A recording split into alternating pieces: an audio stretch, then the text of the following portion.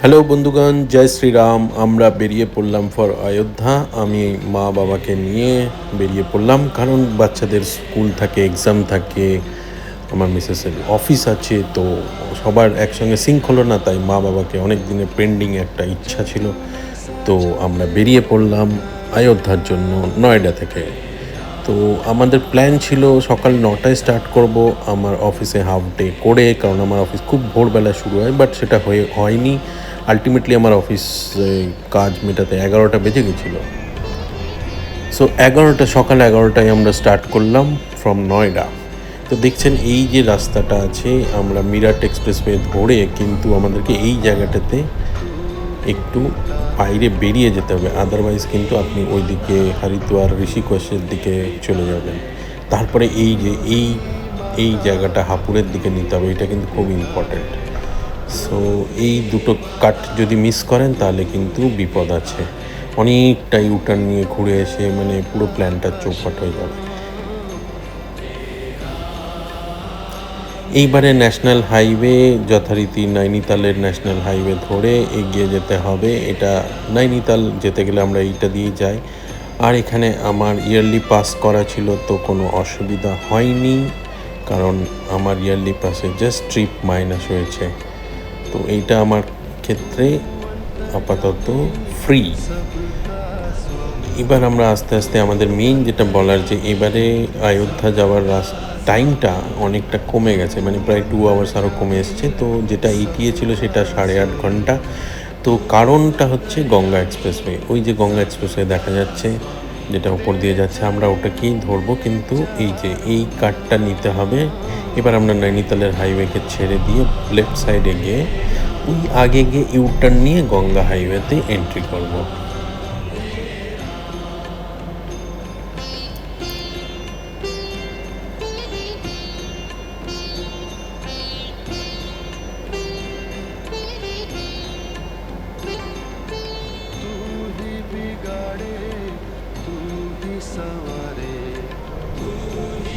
Yes, এইখানে আমরা left সাইডে আমাদেরকে যেতে হবে। এই এন্ট্রি পয়েন্ট এখানে দুটো আছে, এন্ট্রি গেট গঙ্গা এক্সপ্রেসওয়ে। তো এন্ট্রিটা তো ঠিক আছে, বাট এটা ফেরার দিনে বোঝা যায়। যখন এক্সিট আছে না, তখন এরকম দুটো গেটই আছে, যেটা আমার মনে হয়েছে একটা ডিজাইন ফল্ট এক্সপ্রেসওয়ের। বিকজ এইখান দিয়ে গোটা দিল্লি এনসিআরের লোকজন এক্সিটও করে, কারণ রোডটা হচ্ছে প্রয়াগরাজ টু মিরাট, বাট এইখানে ম্যাক্সিমাম ট্রাফিকটা এক্সিট করে।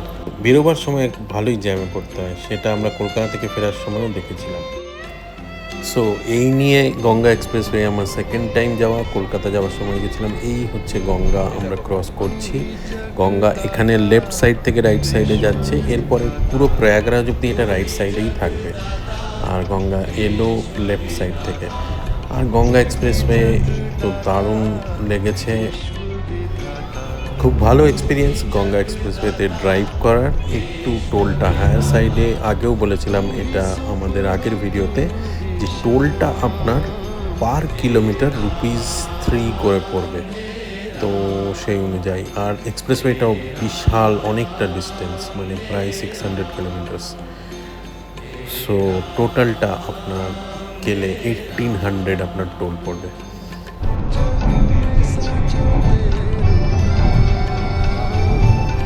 গঙ্গা এক্সপ্রেসওয়ের টোলগুলো এরকম ডিজাইনের করেছে, বেশ ভালো লাগছিল এইগুলো দেখতে।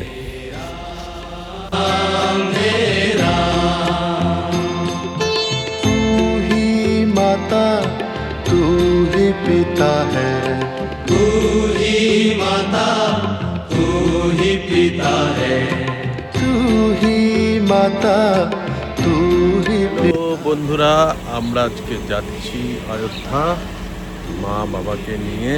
আমি যাচ্ছি অ্যাকচুয়ালি। আর আপাতত আমরা 2 আওয়ার্স বাড়ি থেকে চালিয়ে ফেলেছি, গঙ্গা এক্সপ্রেসওয়েতে আছে। গঙ্গা এক্সপ্রেসওয়ে হওয়ার পরে এই জার্নিটা 2 আওয়ার্স কমে গেছে। আগে যে এক্সপ্রেসওয়ে দিয়ে যেতাম তার সঙ্গে এইটা অ্যাড হওয়াতে অনেকটা কমে গেছে টাইম। তো এই আমরা চললাম, আশা করি বিকেল 7টা 7:30টার মধ্যে পৌঁছে যাব। এখন একটু হালকা ব্রেক নিয়েছি একটা টোল ক্রস করে, তারপরে আবার এগোবো আমরা। এই হচ্ছে গঙ্গা এক্সপ্রেসওয়ে।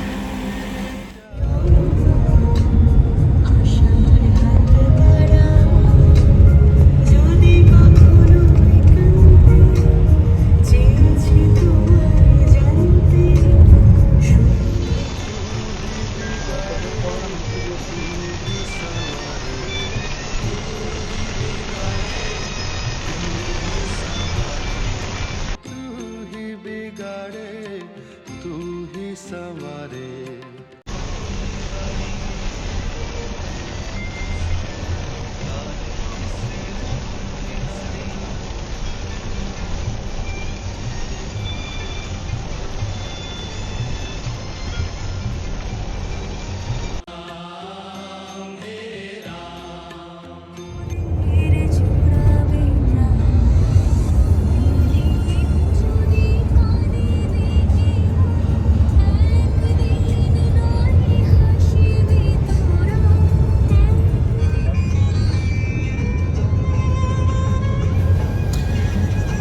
এই হচ্ছে গঙ্গা এক্সপ্রেসওয়ের একটা এয়ার স্ট্রিপ, যেটা ইমার্জেন্সির জন্য হয়তো ডিফেন্স কখনো ইউজ করবে। তো এক্সপ্রেসওয়েতে এরকম করে বানানো আমি আগেও দেখেছি, লখনৌ আগ্রা এক্সপ্রেসওয়েতে একটা আছে, এইটা ওটার থেকে একটু বড়ই।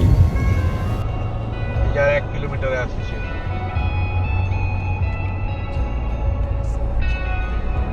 আমরা 2 মাস আগে যখন কলকাতা থেকে ফিরছিলাম তখন এই জায়গাটাতেই দাঁড়িয়েছিলাম। তো এখন টয়লেটটার অবস্থা দেখুন, অনেকটা ফাস্ট কাজ হয়েছে, লেডিস জেন্টস আলাদা করে দিয়েছে, একজন লোক বসে আছে, তখন একদম ফাঁকা ছিল, কেউ ছিল না। তো খুব ফাস্ট কাজ হচ্ছে, এখানে পার্কিংয়ের জায়গা করে দিয়েছে। তো ওভারঅল সিচুয়েশন হচ্ছে এরকম। যেমন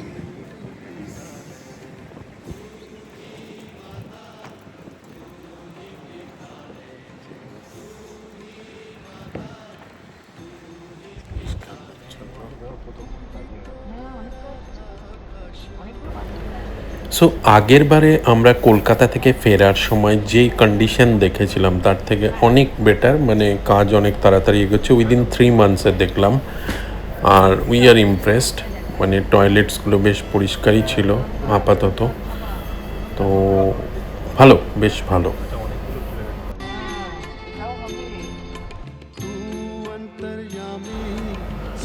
সো একটু রিফুয়েলও করে নিলাম আমরা গাড়ি, এখানে যখন আছেই পেট্রোল পাম্প, আবার ফুল ট্যাঙ্ক করে নিলাম। ওই দিকে গেলে মিরাট আর এই দিকে গেলে Prayagraj.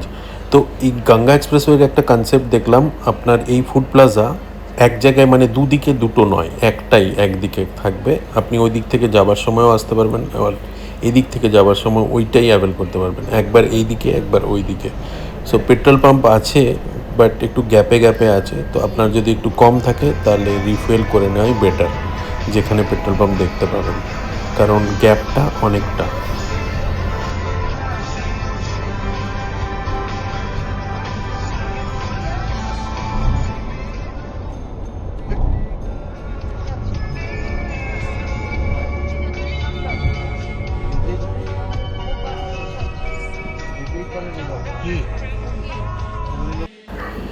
So end of Ganga Expressway in this trip, মানে more or less 350 kilometers. So out of 650 kilometers, 350 kilometers আপনার গঙ্গা এক্সপ্রেসওয়ে দিয়েই যাবে।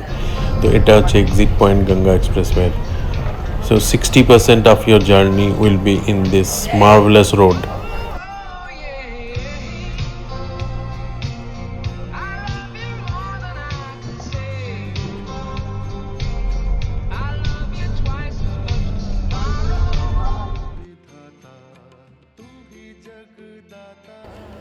গঙ্গা এক্সপ্রেসওয়ে থেকে এক্সিট করেই লেফট সাইডে গিয়ে আপনি লখনৌ আগ্রা এক্সপ্রেসওয়ে পেয়ে যাবেন, যেটাতে আমরা যদি আরও 50 কিলোমিটার্সের মতন যাই আমরা লখনৌ পেয়ে যাব।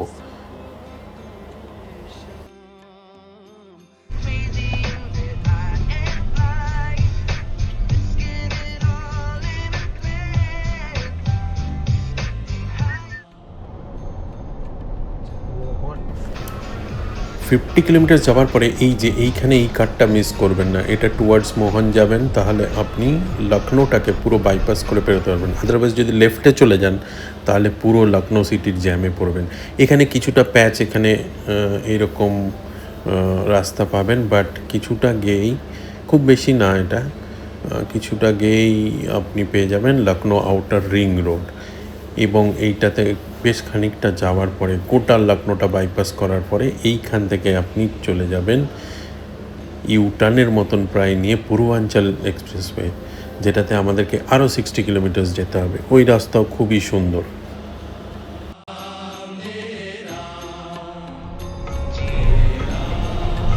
এইবারে আবার আমরা একটা লেফট নেব, লাস্ট, এটা মানে এক্সপ্রেসওয়ে, তো এটা লেফট নিয়ে আমরা এখান থেকে বেরিয়ে যাব। এই টোলের পরে ন্যাশনাল হাইওয়ে পেয়ে যাব অযোধ্যার। এবার আমাদের লাস্ট ল্যাপ অফ 60 কিলোমিটার্স। তো এই হাইওয়ে, ন্যাশনাল হাইওয়ে খুবই সুন্দর, খারাপ না। অ্যান্ড এখানে আমার টোল দিতে লাগেনি, বিকজ আমার ইয়ারলি পাস করা আছে। তো যথারীতি আমি মোটামুটি ফ্রি বলতে পারেন পেরোলাম এখান থেকে। বাট আমার একটা টোলের গেরো হয়, জানি না কেন, প্রায়ই আমি এরকম করি, একটু আগে নিয়ে যান, পেছনে নিয়ে যান, বা আমার আগের গাড়িটায় কিছু প্রবলেম হয়ে যায় এবং আমাকে দাঁড়িয়ে থাকতে হয়, কেন জানি না, এই গেরোটা আমার আছে। সো এটাও এই ক্ষেত্রেও হয়েছে এবং এই ট্রিপেও হয়েছে বেশ কয়েকটা টোলে। আমার গাড়ির জন্য না, মানে আগের গাড়ি কিছু একটা হয়েছে, এ হয়েছে। এই ক্ষেত্রে যেমন একটু আগে পিছু করতে হলো, যাকে খুলে গেছে, জয় শ্রীরাম।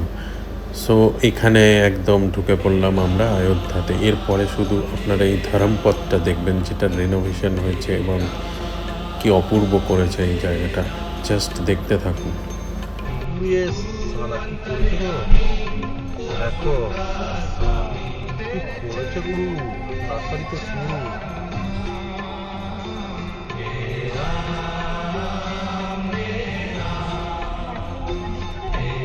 না না, এত রাস্তা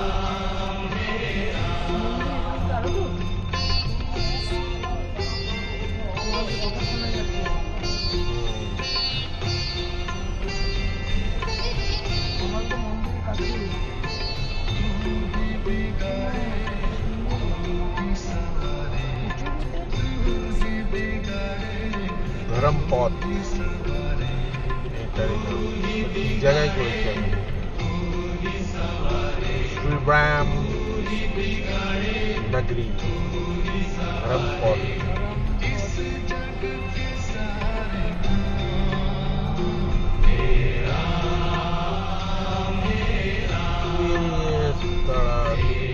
লাইট ফাইট লাগছে,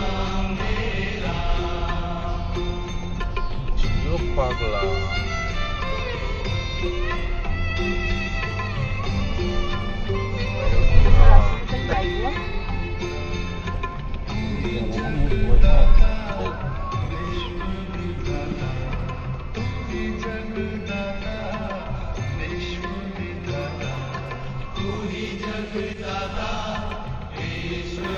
সো আরেকটু গেলেই লতা মঙ্গেশকর চক ছিল, বাট আমাদেরকে একটু রাইটে গিয়ে তারপর লেফটে এই রাস্তাটা প্যারালালি যেতে হবে to get in to our hotel, যেটা ছিল সরজু রিভার ব্যাঙ্কেই, একদম অপূর্ব, একটু পরেই দেখবেন ওটার ছবিটা। আর ওটা ছিল একদম লতা মঙ্গেশকর চকের জাস্ট কিছুটা গেলেই, মানে একদম পাশেই বলতে পারেন। এই হচ্ছে আমাদের সেই কটেজ। কটেজের ডিটেলস আমি দিয়ে দেবো, আপনারা আমাকে কমেন্টস করুন, আমি সেখানেই শেয়ার করে দেবো। Thank you for watching this travel blog. আশা করি আপনাদের ভালো লেগেছে এবং আপনাদেরও এটা হেল্প হবে যারা এরকম অযোধ্যা রোড ট্রিপ প্ল্যান করছেন। Thank you for watching again. Please like, share and subscribe to get more such videos. Thank you. चारों धाम